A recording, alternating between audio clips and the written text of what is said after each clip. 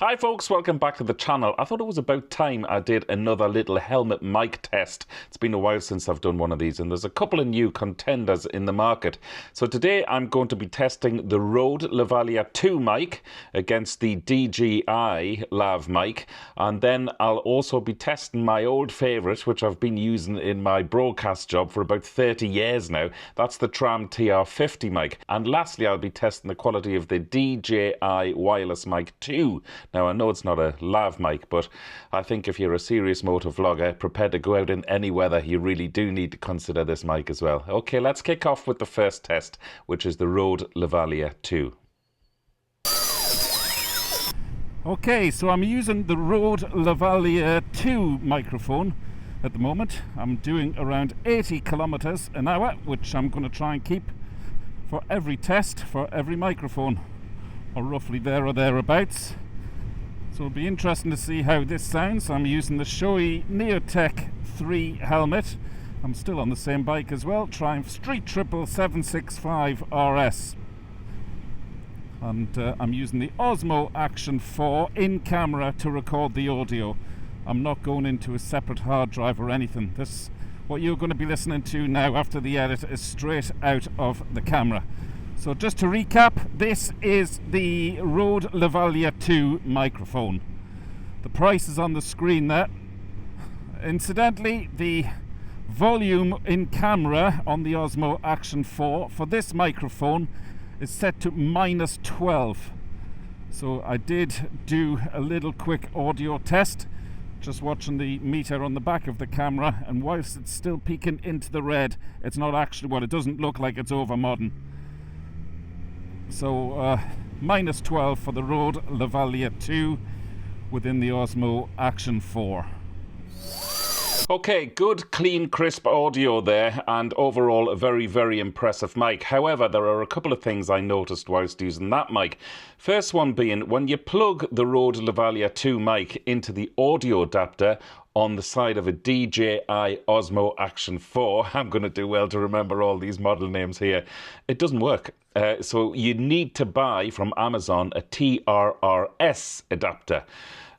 All to do with the way the jack plug is wired up, but that it just increases the footprint of the camera on the front of your helmet.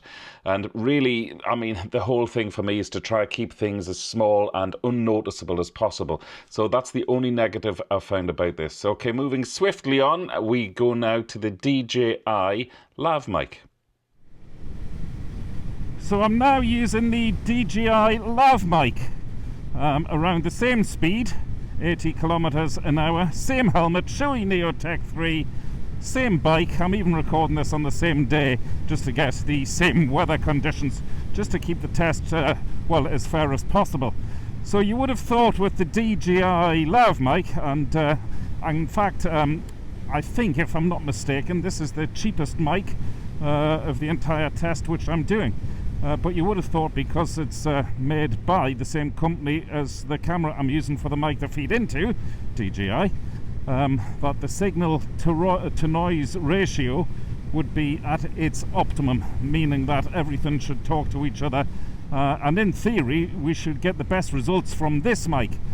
So even though it's the cheapest, it would be very interesting to see exactly how this sounds. So I have, like all of the mics, the microphone pointing upwards and double-sided sticky taped to the inside of the helmet and not in front of my mouth, just to eliminate as many pops as I can. It's just to the side of my mouth. Obviously, if you haven't got a Sony X3, you'll have to experiment with whichever helmet you do have. And indeed, I know when I'm using my GTR 2 helmet, the same mic sounds very different inside a different helmet.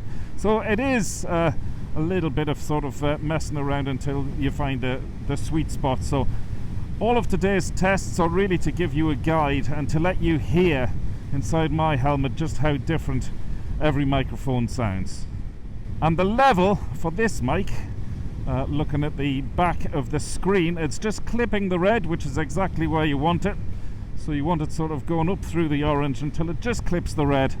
That should give us the perfect signal, and I've set that on board the camera to -12. So live reaction here because I have just finished watching these clips all back to back on my Mac Studio display behind this camera because I really did want to compare them back to back.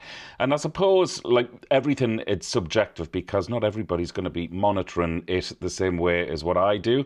You might even be listening to all of the audio through AirPods whilst you're watching YouTube on a train or something.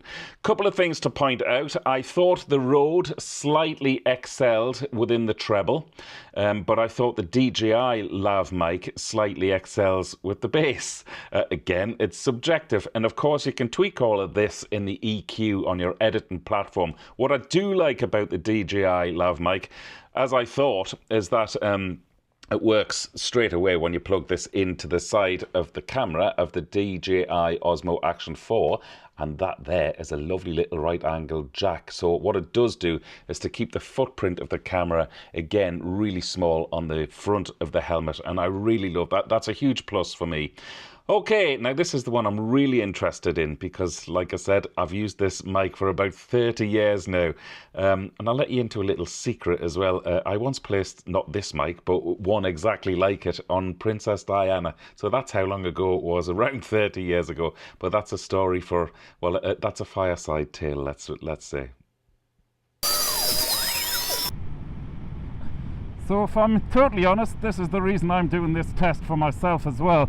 Because this microphone I'm using now, which is the Tram TR50, is the one I'm most interested to see how this fares up against the others that I'm testing. The reason being, this is probably the most expensive mic of the bunch. Well, it is, because I use this for broadcast TV work. I record all my television interviews on this mic. Just keep the speed down to 80 to keep the test very fair. Same bike, same helmet. Same positioning of the mic with inside the helmet as well. Now, I've used this mic a lot since I started moto vlogging, and indeed a lot of the videos you've watched have all been recorded using this mic. It's the old faithful in my eyes, but I've never done a test with these other mics back to back. So today, and indeed this test, will be a really, well, interesting result in my eyes. And interesting it is because when you compare the audio back to back as I'm doing now, you can really tell the difference. And so far, I think the TR50, which is the most expensive mic that I'm talking about today, it's in last place. It's amazing, isn't it, how technology has moved on. Anyway, last but not least is the DJI Wireless Mic2. Really interested to see how this one sounds as well. It's just so versatile, this system, because if you buy the standalone system, you can get it with 2 transmitters. So I don't know, maybe you can, maybe you can't hear any sound off the bike at the moment. If you wanted to get really creative with your sound, you could always mount the second transmitter somewhere on the bike to pick up the engine noise. And then do a mix within your final edit just to get a beautiful mix of engine noise versus your voice. Now, obviously, that takes even more time if you're a motor vlogger, but that might just tickle your fancy. The other thing to mention, of course, is that the placement of the mic is a little bit different because it's inside my snood and not mounted in the same place inside the helmets like the other Lav mics. But I've put it as close to the mounting point. It's just inside my snood. So, without further ado, I think we should probably go back to the Wheelie Good garage and analyse the test results. Okay, another interesting result, and again, only because I'm comparing them back to back.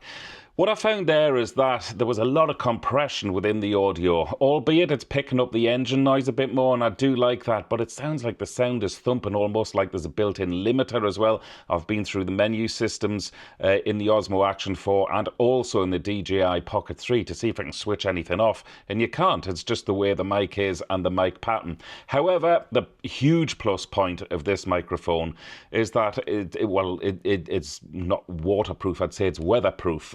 well, it makes your camera weatherproof because you can seal your DJI Osmo Action 4 up, of course, because the receiver is built into the camera.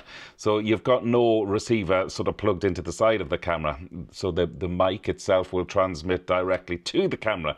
I'm waffling here. Anyway, it's certainly not the winner for me in terms of audio quality, which, getting back to the subject, is exactly what this test is about.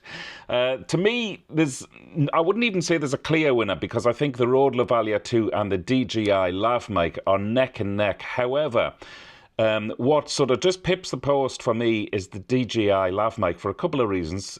One, it's the cheapest. I mean, you can buy them for €39 here in Ireland, which is pittance, really. And the other thing I love about it is what I've already mentioned, that right angle jack, keeping the footprint of the camera small. There you go, folks. Hope you enjoyed that little road test.